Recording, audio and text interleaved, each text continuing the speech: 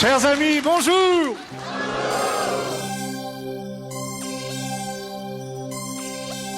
Notre auteur du jour, Ninon Hammet, est une ancienne infirmière qui, pour notre plus grand plaisir, se lança dans l'écriture début 2017. Dans sa bio, elle nous apprend que sa plume douce et sensible nous parle de thèmes qui lui tiennent à cœur, comme le deuil et la résilience. J'ignore quelle était sa spécialité en tant que soignante, mais en relevant quelques phrases de ses pitchs, je me demande si elle n'œuvrait pas aux urgences ou éventuellement au service des soins palliatifs.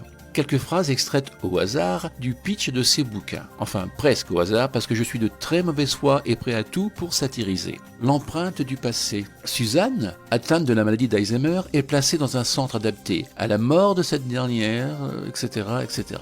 Ce lien qui nous unit. Marguerite, une vieille femme, se retrouve seule au monde après le suicide de sa fille. Rongée par les remords et le chagrin, elle n'attend plus qu'une seule chose, mourir à son tour.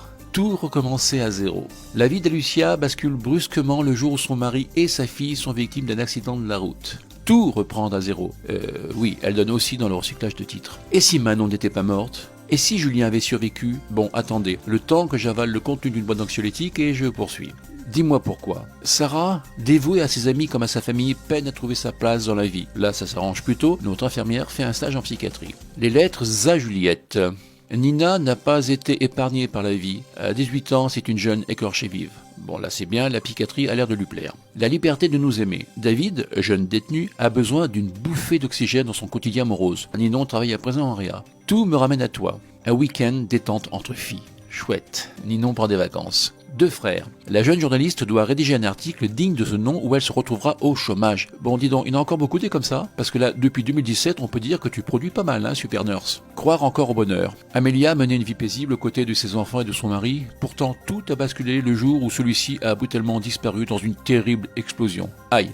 Retour en palliatif, ou au mieux en soins intensifs. Ta phrase du jour, Ninon, elle cause de quoi ? De réanimation, d'intubation, de ventilation ?